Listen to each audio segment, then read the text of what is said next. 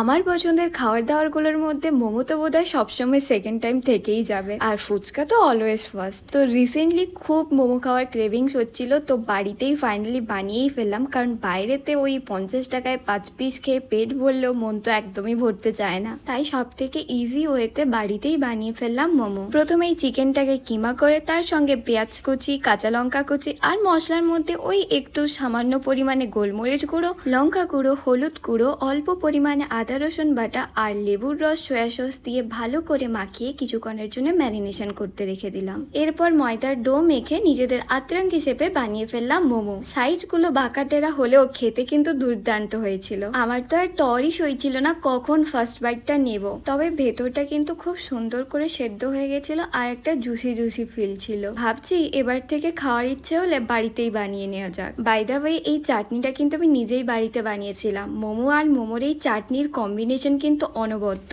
ভাবিনি বাড়িতে মোমো বানানো এতটাও সহজ হবে বলে।